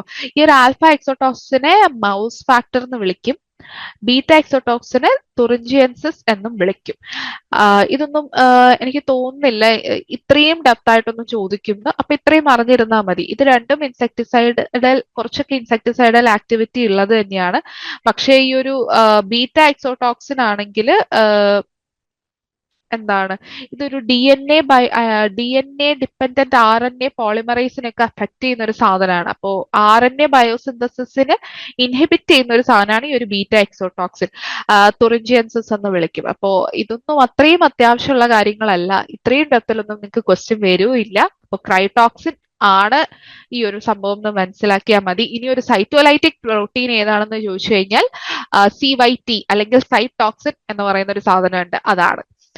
അപ്പൊ അതായിരുന്നു ക്വസ്റ്റ്യൻ നമ്പർ 13. ഇനി question number 14, the mode of action of BT toxin requires. അപ്പോൾ BTയുടെ ആദ്യം നമ്മൾ അങ്ങനെ നോക്കുകയാണെങ്കിൽ BTയുടെ മോഡ് ഓഫ് ആക്ഷൻ അറിയണം. BTയുടെ മോഡ് ഓഫ് ആക്ഷൻ നമുക്ക് നോക്കാം. Bacillus thuringiensis. അപ്പോ ഇതിന്റെ മോഡ് ഓഫ് ആക്ഷൻ എന്താണെന്ന് വെച്ച് കഴിഞ്ഞാൽ ഇതിന്റെ ക്രിസ്റ്റൽ പ്രോട്ടീൻസിനെയാണ് ഈ ഒരു ഇൻസെക്ട്സ് തിന്നുന്നത്. ഇത് തിന്ന് ഗട്ടിലേക്ക് പോകുമ്പോൾ എന്താ പറ്റുന്നതെന്ന് വെച്ച് കഴിഞ്ഞാൽ ഗട്ടില് ആൽക്കലൈൻ ആയിട്ടുള്ള എൻവയോൺമെന്റ് ആണ്, അല്ലെങ്കിൽ ആൽക്കലൈൻ pH ആണ് ഈ ഒരു ഇൻസെക്ട്സിന്റെ ഗട്ടിലുള്ളത്. അപ്പൊ ഈ ആൽക്കലൈൻ pHൽ എത്തുമ്പോഴത്തേക്കും ഈ ഒരു ക്രിസ്റ്റൽ പ്രോട്ടീൻ ക്ലീവ് ചെയ്യും അല്ലെങ്കിൽ ബ്രേക്ക് ചെയ്യും. ബ്രേക്ക് ചെയ്യുമ്പോൾ എന്ത് പറ്റും, ഈ ഒരു ഡെൽറ്റ എൻഡോടോക്സിൻസ് ആക്ടിവേറ്റ് ആക്കും. ഈ എൻഡോടോക്സിൻസ് നേരെ ചെന്ന് എന്ത് ചെയ്യും, മിഡ്ഗട്ടിലുള്ള റിസപ്റ്റേഴ്സിനെ ആയിട്ട് ബൈൻഡ് ചെയ്ത് അവിടെ ഇരിക്കും. ഇത് മിഡ്ഗട്ടിലുള്ള റിസപ്റ്റേഴ്സിനെ ബൈൻഡ് ചെയ്യുമ്പോൾ അവിടെ ഒരു പോർ ഉണ്ടാകും, പോർ അല്ലെങ്കിൽ ഒരു ഹോൾ ഉണ്ടാകും. ഈ ഒരു ഹോള് കാരണം ഗട്ടിലെ സെൽസ് ഒക്കെ എന്ത് ചെയ്യാൻ തുടങ്ങും, ലൈസിസ് അല്ലെങ്കിൽ അല്ലെങ്കിൽ ഒരു ഓസ്മോട്ടിക് ലീക്ക് ഉണ്ടാകാൻ തുടങ്ങും ഈ ഒരു ഗട്ടും ബാക്കിയുള്ള ഹീമോസീലുമായിട്ട്. അത് അങ്ങനെ സംഭവിക്കുമ്പോൾ ഗട്ട് പാരലൈസ് ആവുകയും പിന്നെ ഈ ഒരു ലീക്ക് കാരണം സെപ്റ്റിസീമിയ അല്ലെങ്കിൽ ബ്ലഡ് പോയ്സണിങ് എന്ന് പറയുന്ന ഒരു കണ്ടീഷനും ഉണ്ടാകും.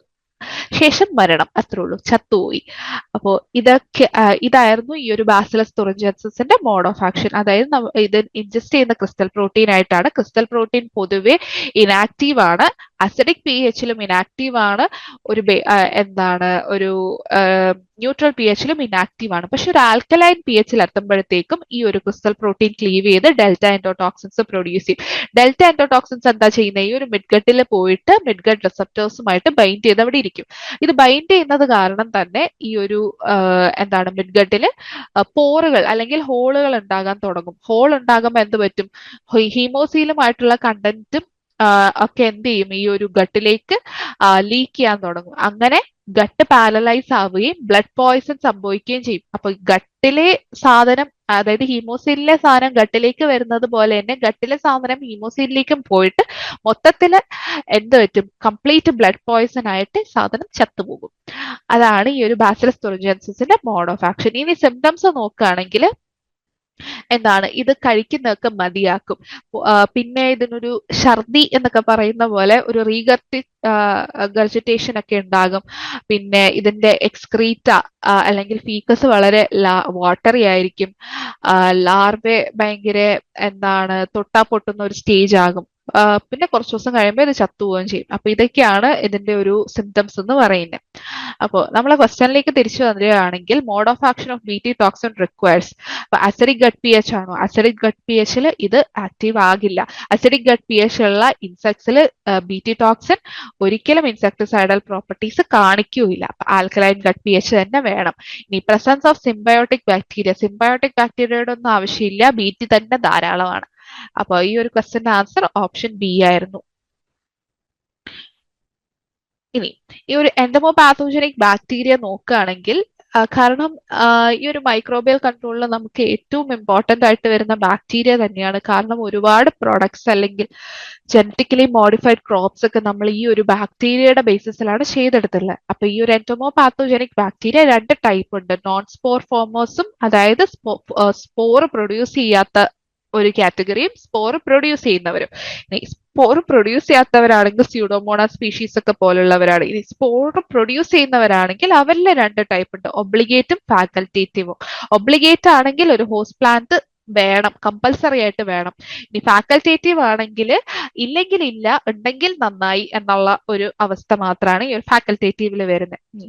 ഒബ്ലിഗേറ്റ് പാരസൈറ്റൈസ് ഒബ്ലിഗേറ്റ് നോക്കുകയാണെങ്കിൽ ബാസിലസ് പോപ്പലെ പോലുള്ള എന്താണ് ബാക്ടീരിയ ആണ് വരുന്നത്.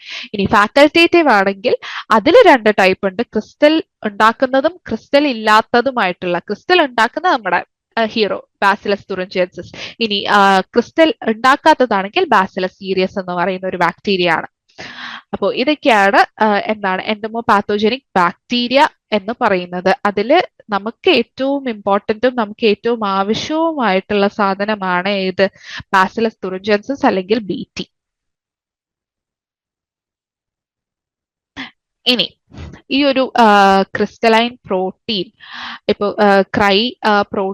അല്ലെങ്കിൽ ക്രൈടോക്സിൻ തന്നെ പല ജീൻസ് ക്രൈടോക്സിൻ പ്രൊഡ്യൂസ് ചെയ്യുന്നുണ്ട്. അപ്പൊ ആ ജീൻസിന്റെ ഒരു ടൈപ്പ് വെച്ചിട്ട് അത് ഏത് ഇൻസെക്ട് ഗ്രൂപ്പ്സിന് അല്ലെങ്കിൽ ഓർഡേഴ്സിന് അഗെയിൻസ്റ്റ് ആയിട്ടാണ് ആക്ട് ചെയ്യുന്നതെന്ന് ഒരു ക്ലാസിഫിക്കേഷൻ ഉണ്ട്. അപ്പൊ അങ്ങനെ നോക്കുകയാണെങ്കിൽ ക്രൈ1 AC, ക്രൈ3 BB, ക്രൈ2 AB whip toxins. അപ്പോൾ ഇതൊക്കെ നമ്മൾ മാച്ച് ചെയ്യാണ് ചെയ്യേണ്ടത് ഏത് ഏതിനുമായിട്ട് എന്നുള്ളതായിട്ട്. ഇനി ക്രൈ1 AC എന്ന് പറയുന്നത് ലെപ്പിഡോപ്റ്ററൻ പെസ്റ്റിലെ എഗെയിൻസ്റ്റ് ആയിട്ടാണ് ആക്ട് ചെയ്യുന്നത്. ഇനി ക്രൈ3 നോക്കുകയാണെങ്കിൽ കോളിയോപ്ട്രയാണ്. ക്രൈ2ഉം ലെപ്പിഡോപ്ട്രയാണ് കേട്ടോ. അതിൽ തന്നെ ലെപ്പിഡോപ്ട്ര അല്ലെങ്കിൽ ഡിപ്റ്ററ. അതിൽ ക്രൈ2 പ്രൊഡ്യൂസ് ചെയ്യുന്ന രണ്ടെണ്ണമാണ്. എന്താണ് ഈ ഒരു രണ്ട് സബ് സ്പീഷീസ് വരും, എസവയും ക്രിസ്റ്റാക്കിയും. ക്രിസ്റ്റാക്കി ആണെങ്കിൽ ലെപ്പിഡോപ്റ്ററയും ഡിപ്റ്ററയ്ക്കും എഗെയിൻസ്റ്റ് ആയിട്ട് ആക്ട് ചെയ്യും. അപ്പോൾ പൊതുവെ പറയുകയാണെങ്കിൽ ക്രൈ1 ലെപ്പിഡോപ്റ്ററയ്ക്ക് മാത്രം, ക്രൈ2 ലെപ്പിഡോപ്റ്ററയും ഡിപ്റ്ററയും എഗെയിൻസ്റ്റ് ആണ്, ക്രൈ3 കോളിയോപ്റ്ററയ്ക്ക് മാത്രം, ക്രൈ4 ആണെങ്കിൽ ഡിപ്റ്ററയ്ക്ക് മാത്രം. അപ്പൊ ഇതിൽ ക്രൈ1 AC എന്ന് പറയുമ്പോൾ ലെപ്പിഡോപ്റ്ററൻ പെസ്റ്റും, ക്രൈ3 എന്ന് പറയുമ്പോൾ കോളിയോപ്റ്ററയും, ക്രൈ2 AB എന്ന് പറയുമ്പോൾ നമുക്ക് ബോൾവേംസ് എന്ന് പറയാം. പിന്നെ വിപ്ടോക്സിൻ ഞാൻ പറഞ്ഞല്ലോ, വെജിറ്റേറ്റീവ്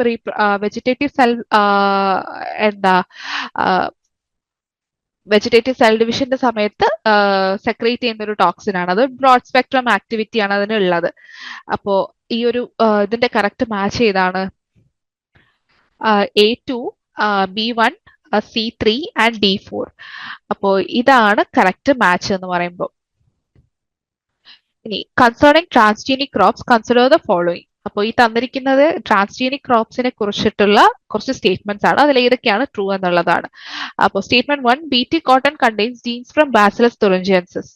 അപ്പോ ബാസിലസ് തുറിഞ്ചൻസിൽ നിന്നുള്ള ജീന് ആണ് ബി ടി കോട്ടണിൽ ഇൻകോപ്പറേറ്റ് ചെയ്തിരിക്കുന്നത്. ശരിയാണ്. ബി.ടി കോട്ടൺ എന്ന് പറയുമ്പോൾ എന്താണ് ഈ ഒരു ബാസിലസ് തുറിഞ്ചൻസിന്റെ ജീൻ തന്നെയാണ് ഉള്ളത്. ബി.ടി കോട്ടൺ എന്ന് പറയുമ്പോൾ നമുക്ക് ബോൾഗാർഡ് വെറൈറ്റീസ് ആണ് പറയുന്നത്. ബോൾഗാർഡ് 1, 2 and 3 എന്ന് പറയുന്ന 3 വെറൈറ്റീസ് ആണ് ഉള്ളത്.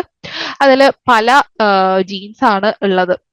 ഈ ബോൾഗാർഡ് 1 നോക്കുകയാണെങ്കിൽ അതിലുള്ളത് ഏതാ ക്രൈ1AC ആണ്. ബോൾഗാർഡ് 2 ക്രൈ1AC ക്രൈ2AB2 ഉണ്ട്. ബോൾഗാർഡ് 3 ക്രൈ1AC ക്രൈ2AB2 പിന്നെ വിത്ത്3A എന്നും പറയുന്ന 3 ജീൻസ് ആണ് ഉള്ളത്. അപ്പോ ആ ഓപ്ഷൻ കറക്റ്റ് ആണ്. Cry proteins are toxin to all insects. Cry proteins നമ്മൾ പറഞ്ഞല്ലോ, ഡെൽറ്റ എൻഡോടോക്സിൻ ആക്റ്റീവ് ആവണമെങ്കിൽ ആൽക്കലൈൻ ഗട്ട് പി എച്ച് വേണം. ആൽക്കലൈനും ആസിഡിക് ഗട്ട് പി എച്ചും ഉള്ള ഇൻസെക്ട്സ് ഉണ്ട്. അപ്പോൾ എല്ലാ ഇൻസെക്ട്സ് ഒന്നും പറയാൻ പറ്റില്ല. ആൽക്കലൈൻ ഗട്ട് പി എച്ച് ഉള്ള ഇൻസെക്ട്സിന് മാത്രം എഗെയിൻസ്റ്റ് ആയിട്ട് ഈ ഒരു ക്രൈ പ്രോട്ടീൻ ആക്ടിവേറ്റ് ചെയ്യുള്ളൂ. ഇനി GAC, അതായത്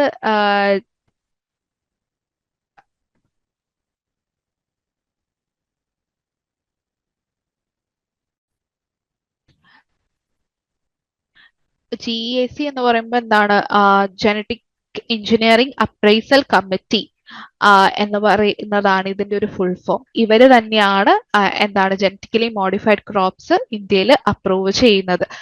അപ്പോ ആ ഒരു ഓപ്ഷനും കറക്റ്റ് ആണ്, അല്ലെങ്കിൽ ആ സ്റ്റേറ്റ്മെന്റും കറക്റ്റ് ആണ്. BT cotton targets ball worms. അപ്പൊ ബോൾ വേംസിന് പൊതുവെ 3 വെറൈറ്റി, അതായത് ബോൾഗാർഡ് 1, 2 and 3 നോക്കുകയാണെങ്കിൽ ഏതെങ്കിലും ഒരു ബോൾ വേമിന് അഗെയിൻസ്റ്റ് ആയിട്ട് തന്നെയായിരിക്കും അത് ആക്ട് ചെയ്യുന്നത്. കാരണം ബോൾ വേംസ് എന്ന് പറയുമ്പോൾ കുറച്ച് വെറൈറ്റി ഉണ്ട്. പിങ്ക് ബോൾ വേം, പിന്നെ എന്താണ് സ്പൈനി, സ്പോട്ടഡ്, റെഡ് എന്നൊക്കെ പറഞ്ഞ് കുറെ type ball worms, American ball വേം എന്നൊക്കെ പറഞ്ഞിട്ട്. അപ്പോൾ ഏതെങ്കിലും ഒരു ടൈപ്പ് ബോൾ വേമിന് അഗെയിൻസ്റ്റ് ആയിട്ടെങ്കിലും ഈ പറയുന്ന എല്ലാ വെറൈറ്റീസും ആക്ട് ചെയ്യും. അപ്പൊ ആ ഒരു സ്റ്റേറ്റ്മെന്റും കറക്റ്റ് ആണ്. ഇതിൽ തെറ്റായിട്ടുള്ളത് ഓപ്ഷൻ, അതായത് സ്റ്റേറ്റ്മെന്റ് 2 മാത്രമാണുള്ളത്. അപ്പൊ 1, 3 and 4 കറക്റ്റ് ആണ്. ഓപ്ഷൻ A ആണ് ഇതിന്റെ correct answer. Question number 17, NPV belongs to which group of viruses? അപ്പോൾ NPV എന്ന് പറയുന്നത് എന്താണ്, ന്യൂക്ലിയർ പോളിഹെഡ്രോ വൈറസസ് ഏത് ഗ്രൂപ്പിലാണ് പെടുന്നതെന്നാണ് ക്വസ്റ്റ്യൻ. അപ്പോ ഏത് ഗ്രൂപ്പിലാണ്? ശരിക്കും നമ്മൾ എന്താണ് വൈറസസിനെ നമുക്ക് രണ്ടായിട്ട് ക്ലാസിഫൈ ചെയ്യാം, ഒക്ലൂഡഡ് വൈറസസും നോൺ ഒക്ലൂഡഡ് വൈറസും. ഒക്ലൂഡഡ് വൈറസിൽ വരുന്നതാണ് പോളിഹെഡ്രൽ ഒക്ലൂഡഡ് ബോഡീസ്.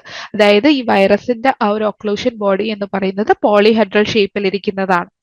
ഇനി നമ്മൾ എൻഡമോ പാത്തോജനിക് വൈറസസ് നോക്കുകയാണെങ്കിൽ അത് രണ്ട് ഗ്രൂപ്പ്സ് അല്ലെങ്കിൽ രണ്ട് ഫാമിലിയിൽ വരികയാണ്.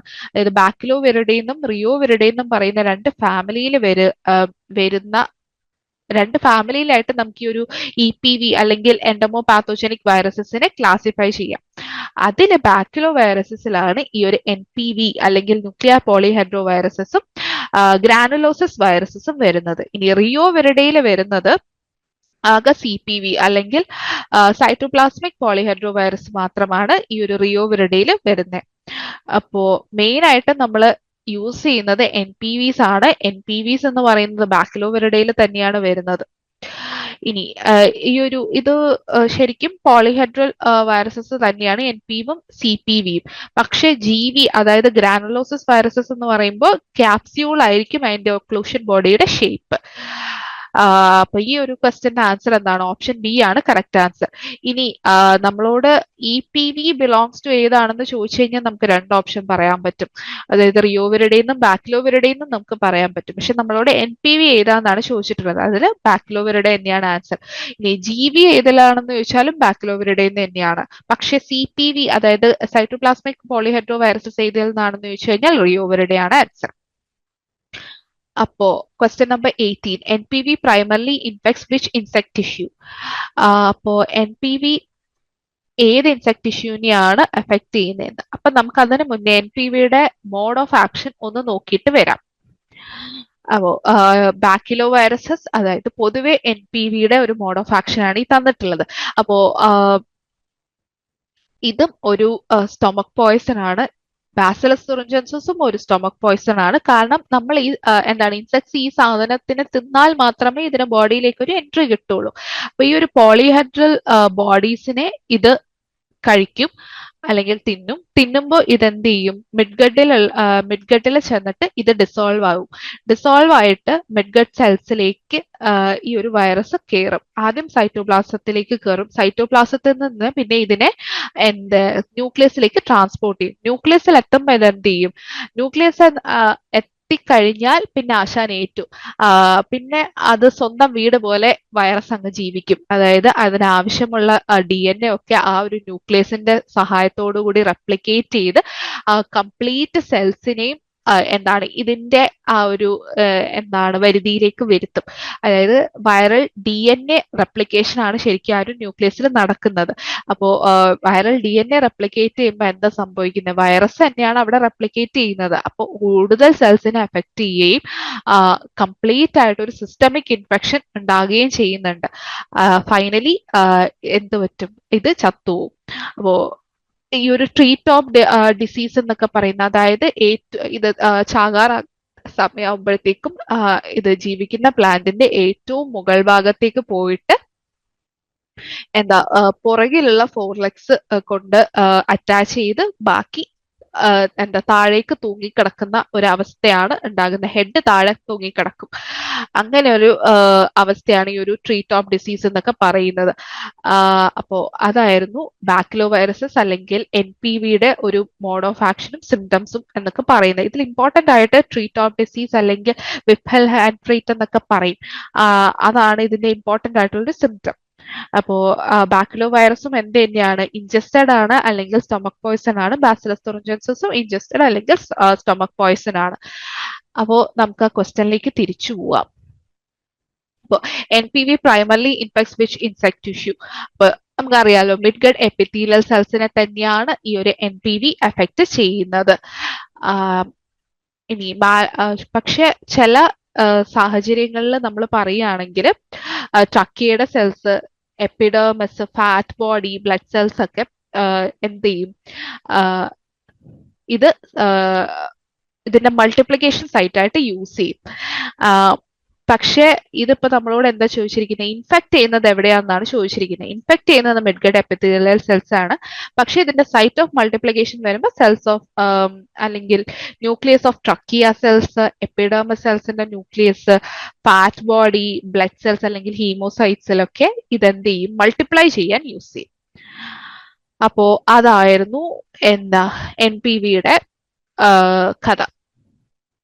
ഇനി കുറച്ച് ന്യൂക്ലിയർ പോളിഹെഡ്രോ വൈറസസും അതിന്റെ സ്ട്രെയിനും അതേത് ഇൻസെക്റ്റിനെയാണ് ടാർഗറ്റ് ചെയ്യുന്നതെന്നും ഒക്കെയാണ് ഈ ഒരു ടേബിളിൽ തന്നിട്ടുള്ളത്. പോരാത്തതിന് ഗ്രാനുലോസിസ് വൈറസും കുറച്ച് തന്നിട്ടുണ്ട്. ഇത് പഠിച്ചിരിക്കുക. പക്ഷെ ഇത് പഠിക്കാൻ എളുപ്പമാട്ടോ. HANPV എന്ന് പറയുമ്പോൾ ഹെലിക്കോവർപ്പ ആർമിജറ, അതാണ് ഈ HA. SL എന്ന് പറയുന്നത് സ്പോഡോപ്റ്ററ ലിറ്റ്യൂറ, ആംസാക്ട ആൽബിസ്ട്രൈഗ AA അങ്ങനെയാണ് വരുന്നത്. പിന്നെ ഈ ഒരു VPN80 മാത്രം കുറച്ച് വ്യത്യാസമുണ്ട്. ഓട്ടോഗ്രാഫ കാലിഫോർണിക്ക വരുമ്പോൾ സ്പോഡോപ്റ്ററിസ്, സ്പോഡോപ്റ്ററ ലിറ്റ്യൂറ, സ്പോഡെക്സ് എക്സ്യൂഗിയ എക്സ്, എൽക്കാർ, ഹെലിക്കോവർപ്പസി അതൊരു ഒത്തിരി വ്യത്യാസമുണ്ട്. ജിപ്സി മോത്തിനെയാണ് ഈ ലൈമാൻട്രിയ ഡിസ്പാർ എന്ന് വിളിക്കുന്നത്. അതുകൊണ്ട് തന്നെ നമുക്ക് മനസ്സിലാവും ജിപ്ചെക്. അപ്പൊ അങ്ങനെ ഈ സംഭവം പഠിക്കാൻ എളുപ്പമാണ്. അപ്പോൾ ഇത് പഠിച്ചിരിക്കുക. അല്ലെങ്കിൽ തന്നെ നമുക്ക് ഓപ്ഷൻ കാണുമ്പോൾ ഒരു ഐഡിയ കിട്ടും എന്താണ് സാധനം എന്നുള്ളത്, ഇതിന്റെ ഒക്കെ ഒരു സയന്റിഫിക് നെയിം അറിയാമെങ്കിൽ. ഇനി question number 19, green muscardine diseases caused by. അപ്പൊ ഗ്രീൻ മസ്കാർഡിൻ, വൈറ്റ് മസ്കാർഡിൻ എന്നൊക്കെ പറയുന്ന ഡിസീസസ് കോസ് ചെയ്യുന്നത് ശരിക്കും എന്താണ്, ഫംഗസ് ആണ്. ഗ്രീൻ മസ്കാർഡിൻ ഫംഗസ് അല്ലെങ്കിൽ ഗ്രീൻ മസ്കാർഡിൻ ഡിസീസ് കോസ് ചെയ്യുന്നത് മെറ്റാറൈസിയം അനിസോപ്ലിയ ആണ്. ഇനി വൈറ്റ് മസ്കാർഡിൻ ഫംഗസ് അല്ലെങ്കിൽ വൈറ്റ് മസ്കാർഡിൻ ഡിസീസ് കോസ് ചെയ്യുന്നത് ബ്യൂവേറിയ ബാസിയാനയാണ്. ഇനി വൈറ്റ് ഹാലോ ഫംഗസ് എന്നറിയപ്പെടുന്നത് വെർട്ടിസീലിയം ലക്കാനിയാണ്. അപ്പൊ ഇതിൽ ഗ്രീൻ മസ്കാർഡിൻ ഡിസീസ് ഉണ്ടാക്കുന്ന ഏതാണ്, മെറ്റാറൈസിയം അനിസോപ്ലിയ ആണ്. അപ്പൊ നമുക്ക് അതിന് മുന്നേ നമുക്ക് ഈ ഒരു ഫംഗസിന്റെ മോഡ് ഓഫ് ആക്ഷൻ നോക്കിയിട്ട് വരാം. അപ്പൊ എൻഡോപാത്തോജനിക് ഫംഗസ് എന്ന് പറയുന്നത് നേരത്തെ നമ്മൾ പറഞ്ഞു, നേരത്തെ പറഞ്ഞ രണ്ട് സാധനവും സ്റ്റൊമക് പോയിസൺസ് ആണ്. പക്ഷെ ഇത് കോണ്ടാക്ട് പോയിസൺ ആണ്. കാരണം എന്താന്ന് വെച്ച് കഴിഞ്ഞാൽ ഇൻസെക്റ്റിന്റെ ബോഡിയിൽ ഇതിന്റെ ഒരു സ്പോർ വന്ന് വീഴുകയാണെങ്കിൽ ആ സ്പോർ അവിടെ ഇരുന്ന് ജെർമിനേറ്റ് ചെയ്യും, ക്യൂട്ടിക്കിളിന്റെ അകത്തോടി ജെർമിനേറ്റ് ചെയ്ത് അകത്തേക്ക് ഇന്റേണൽ ബോഡിയിലേക്ക് കയറും. അവിടെ ചെന്നിട്ട് ഈ ഒരു ഇത് എന്ത് ചെയ്യും, മൾട്ടിപ്ലൈ ചെയ്ത് പ്രൊലിഫറേറ്റ് ചെയ്യും. പ്രൊലിഫറേറ്റ് ചെയ്യുന്നതിന്റെ കൂട്ടത്തിൽ തന്നെ ചില ടോക്സിൻസ് പ്രൊഡ്യൂസ് ചെയ്യും. ഈ ടോക്സിൻസ് കാരണമാണ് ശരിക്കും ഇൻസെക്ട്സ് ചത്തുപോകുന്നത്.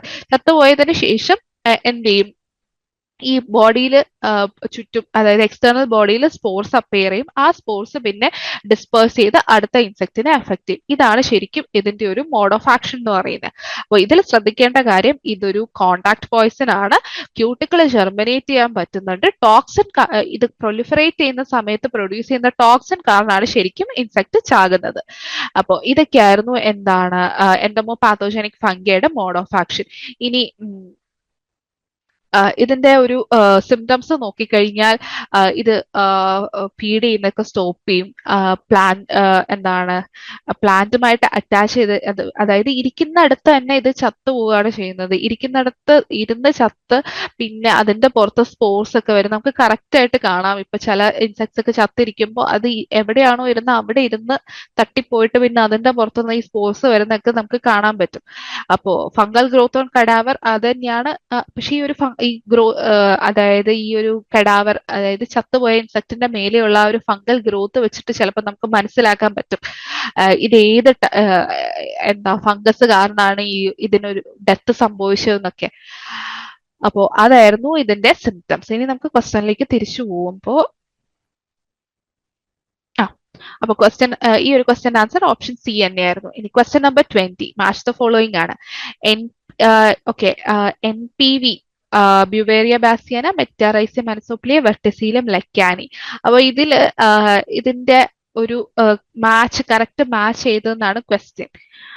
അപ്പോ നമുക്ക് ഓരോ ഓപ്ഷൻസ് ആയിട്ട് നോക്കാം.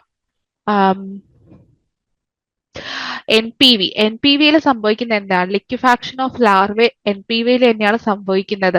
ആദ്യം ഇത് ഫ്ലാസിഡ് ആകും. ഫ്ലാസിഡ് ആയിട്ട് ഈ ഒരു സ്കിൻ റപ്ചർ ചെയ്യും. റപ്ചർ ചെയ്തിട്ട് ഒരു ലിക്വിഡ് സബ്സ്റ്റൻസ് ആ ഒരു ലാർവയുടെ ബോഡിയിൽ നിന്ന് പുറത്തേക്ക് വരും. അപ്പൊ അത് എന്തിന്റെ മോഡോ അല്ലെങ്കിൽ സിംറ്റംസ് ആണെന്ന് ചോദിച്ചു കഴിഞ്ഞാൽ NPVയുടെ സിംറ്റംസ് ആണ്. ഇനി ബ്യൂവേറിയ ബാസിയാന, നമ്മൾ നേരത്തെ പറഞ്ഞു വൈറ്റ് മസ്കാർഡിൻ ഫംഗസ് ബ്യൂവേറിയ ബാസിയാനയാണ്. Metarhizium anisopliae green muscardine fungus ആണെന്ന്. അപ്പോ B2 ആൻഡ് C3 ആണ് കറക്റ്റ് ആണ്. ഇനി വെർട്ടിസീലിയം ലെക്കാനി സക്കിംഗ് പെസ്റ്റിന് അഗെയിൻസ്റ്റ് ആയിട്ട് തന്നെയാണ് ആക്ട് ചെയ്യുന്നത്. അപ്പൊ കറക്റ്റ് മാച്ച് തന്നെയാണ് ഈ തന്നിരിക്കുന്നതും. അപ്പോ A1, B2, C3 and D4. Option D ആണ് ഈ ഒരു ക്വസ്റ്റ്യന്റെ കറക്റ്റ് ആൻസർ. അപ്പോ കുറച്ച് ഫംഗസും അതിൻ്റെതായിട്ടുള്ള ഏത് ടോക്സിൻ ആണ് ഇത് പ്രൊഡ്യൂസ് ചെയ്യുന്നത്. ഞാൻ പറഞ്ഞല്ലോ ടോക്സിൻ കാരണമാണ് ഇൻസെക്റ്റിന്റെ ഡെത്ത് സംഭവിക്കുന്നത്. അപ്പൊ ഏത് ടോക്സിൻ ആണ് പ്രൊഡ്യൂസ് ചെയ്യുന്നതെന്നും കുറച്ച് ട്രേറ്റ് നെയിംസ്. ഇതില് ഇപ്പോ എല്ലായിടത്തും ഒരു സാധനം ആയിരിക്കണം എന്ന് നമുക്ക് പറയാൻ പറ്റില്ല. ഇനി ഈ ഒരു ലെക്കാനിസീലിയം സക്സേന എന്ന് പറയുന്ന സാധനം നമ്മുടെ കേരള അഗ്രികൾച്ചർ യൂണിവേഴ്സിറ്റിയിൽ കേരളത്തിൽ നിന്ന് ഐസൊലേറ്റ് ചെയ്തിട്ട് ഉള്ള ഒരു സ്ട്രെയിൻ ആണ് ഈ ഒരു LSVS 17714 എന്ന് പറയുന്ന ആ ഒരു സ്ട്രെയിൻ. അപ്പൊ അത് ഒരു ഇമ്പോർട്ടന്റ് ആയിട്ടുള്ള സാധനമാണ്. നമ്മളെ ഇവിടെ ട്രിവാൻഡ്രം ക്യാമ്പസിൽ നിന്ന് വരുന്ന ഒരു പ്രോഡക്റ്റ് ആണത്. ഇതിന്റെ ഒരു പ്രോഡക്റ്റ് ആയിട്ടില്ല, പക്ഷെ ഇതൊരു എഫക്റ്റീവ് ബയോ കൺട്രോൾ ഏജന്റ് ആണ്. അപ്പോ ഇതൊക്കെയാണ് എൻഡമോ പാത്തോജനിക് ഫംഗസും പൊതുവായിട്ടുള്ള ഫംഗസും അതേത് പെസ്റ്റിന് അഗെയിൻസ്റ്റ് ആയിട്ട് ആക്ട് ചെയ്യുന്നതെന്നൊക്കെയാണ് തന്നിട്ടുള്ളത്. ഇനി നമുക്ക് റെഗുലേറ്ററി കൺട്രോളിലേക്ക് പോവാം. റെഗുലേറ്ററി കൺട്രോളിൽ നമുക്ക് വലുതായിട്ട് കാര്യങ്ങളൊന്നും പറയാനില്ല. കാരണം നമ്മുടെ കേരളത്തിലാകെ ഒരൊറ്റ ക്വാറന്റൈൻ സ്റ്റേഷൻ മാത്രമേ ഉള്ളൂ, കൊച്ചിയിലാണുള്ളത്. എന്റെ അറിവ് പ്രകാരം വേറെ ഉണ്ടോന്ന് ചെക്ക് ചെയ്തോളുക. അപ്പോ ഇനി നമുക്ക് ക്വസ്റ്റ്യനിലേക്ക് വരാം. Question number 21, regulatory control and pest management mainly aims at. അപ്പോ റെഗുലേറ്ററി കൺട്രോള് എന്താണ് എയിം ചെയ്യുന്നതെന്നാണ് question. Eradication of pest using chemicals, അത് കെമിക്കൽ കൺട്രോൾ ആയില്ലേ? അപ്പൊ ആ ഓപ്ഷൻ തെറ്റാണ്. ഈ preventing introduction and spread of pest, അത് കറക്റ്റ് ആണ്. റെഗുലേറ്ററി കൺട്രോൾ എന്ന് പറയുന്നത് ഒരു റെഗുലേഷൻ ആണ്. എന്തിനെ റെഗുലേറ്റ് ചെയ്യുന്നു? പുതിയ ഏതെങ്കിലും പെസ്റ്റ് വരുന്നതോ അത് സ്പ്രെഡ് ആകുന്നതിൽ നിന്നോ നമ്മൾ തടയുന്നതിനെ അല്ലെങ്കിൽ റെഗുലേറ്റ് ചെയ്യുന്നതിനെയാണ് റെഗുലേറ്ററി കൺട്രോൾ എന്നൊക്കെ പറയുന്നത്. അതിൽ തന്നെ ക്വാറന്റൈൻ ഒരു ഇമ്പോർട്ടൻറ്റ് സംഭവമാണ്. ഇതിൽ തന്നെ നമ്മൾ ഇന്റർനാഷണലും ഡൊമസ്റ്റിക്കും ആയിട്ടുള്ള റെഗുലേറ്ററി കൺട്രോൾസ് യൂസ് ചെയ്യാറുണ്ട്. ഇപ്പോൾ ചില സ്ഥലങ്ങളിൽ നിന്ന് ഇപ്പോ എന്താണ് ഇപ്പൊ ഒരു എക്സാമ്പിൾ പറയുകയാണെങ്കിൽ എന്താ നമ്മുടെ ഊട്ടിയിൽ നിന്നുള്ള ചില സ്റ്റോക്സ് വേറൊരു സ്ഥലത്തേക്കും കൊണ്ടുപോകാൻ അനുമതി കൊടുക്കാറില്ല. കാരണം ഈ ഒരു റെഗുലേറ്ററി കൺട്രോൾ കാരണമാണ്. ഇനി അത് ഡൊമസ്റ്റിക് ആണ്. ഇനി നമ്മൾ ഇന്റർനാഷണലിന്റെ കാര്യം പറയുകയാണെങ്കിൽ ഒരുപാട് നൂലാമാല കഴിഞ്ഞ് മാത്രമേ നമുക്ക് വേറൊരു രാജ്യത്ത് നിന്ന് ഒരു സ്റ്റോക്ക് കൊണ്ടുവരാൻ പറ്റുള്ളൂ. അതും എന്താണ് ഈ ഒരു സർട്ടിഫിക്കറ്റ് ഒക്കെ വേണ്ടി വരും. അതായത് ഒരു പ്ലാന്റ് ഒരു ഓഫീസർ അതിനെ എന്താണ് കംപ്ലീറ്റ് ആയിട്ട് ഇവാലുവേറ്റ് ചെയ്ത് അതിലെ ഒരു പെസ്റ്റോ ഡിസീസോ ഒന്നും ഇല്ല എന്ന് ഉറപ്പ് വരുത്തിയിട്ട് മാത്രം അവരൊരു ഫൈറ്റോ സാനിറ്ററി സർട്ടിഫിക്കറ്റ് തന്നാൽ മാത്രമേ നമുക്ക് നമ്മുടെ രാജ്യത്തേക്ക് ആ ഒരു പ്ലാന്റ് സ്റ്റോക്ക് അല്ലെങ്കിൽ എന്താണ് ഒരു ഫ്രൂട്ടോ എന്തെങ്കിലും കൊണ്ടുവരാൻ പറ്റുള്ളൂ. അപ്പൊ അതാണ് ഈ ഒരു റെഗുലേറ്ററി കൺട്രോൾ എന്ന് പറയുന്നത്. അപ്പോ ഈ ഒരു ക്വസ്റ്റ്യൻ ആൻസർ എന്തായിരുന്നു? ഓപ്ഷൻ ബി ആണ് കറക്റ്റ് ആൻസർ. ഇനി which organisation enforces plant quarantine regulations in India? അപ്പോൾ എല്ലാവർക്കും അറിയാവുന്ന ആൻസർ ആണ് directorate of plant protection quarantine and storage DPPQ&S. ഫരീദാബാദിലുള്ള ഈ ഒരു ഇൻസ്റ്റിറ്റ്യൂട്ട് ആണ് എന്താണ് ഈ ഒരു ക്വാറന്റൈൻ റെഗുലേഷൻസ് എൻഫോഴ്സ് ചെയ്യുന്നത്. ഇനി NPAIR എന്ന് പറയുന്നത് ബാംഗ്ലൂർ സ്ഥിതി ചെയ്യുന്ന ഇൻസ്റ്റിറ്റ്യൂട്ട് ആണ്, national bureau of agriculturally important insect resources. ഇത് ശരിക്കും എന്താ ചെയ്യുന്നതെന്ന് വെച്ചാൽ അവിടെ എന്താ നടക്കുന്നതെന്ന് വെച്ച് കഴിഞ്ഞാൽ എന്താണ് ഈ ഒരു ഇൻസെക്ട്സിന്റെ റയറിങ്, പിന്നെ നാച്ചുറൽ എനിമീസിന്റെ റയറിങ്. നമ്മൾക്കൊക്കെ ഇപ്പോ നമ്മൾ പറഞ്ഞല്ലോ എവിടെന്നെങ്കിലും നമ്മൾ കൊണ്ടുവന്ന് ഇൻട്രൊഡ്യൂസ് ചെയ്യുകയാണെന്ന്. അപ്പൊ നമുക്ക് ഈ ഒരു സ്റ്റോക്ക് തരുന്നത് ആരാണ്? ഈ ഒരു NPAIR ആണ് ഈ വക കാര്യങ്ങളെല്ലാം ചെയ്യുന്നത്. അപ്പോൾ അതാണ് NPAIRന്റെ ഫംഗ്ഷൻ എന്ന് പറയുന്നത്. ICR എന്ന് പറയുന്നത് ഇതിനെല്ലാം ഗവേൺ ചെയ്യുന്ന ഒരു ബോഡിയാണ്. അപ്പോ ഈ ക്വസ്റ്റ്യൻ ആൻസർ എന്തായിരുന്നു? ഓപ്ഷൻ ഡി ആണ് കറക്റ്റ് ആൻസർ.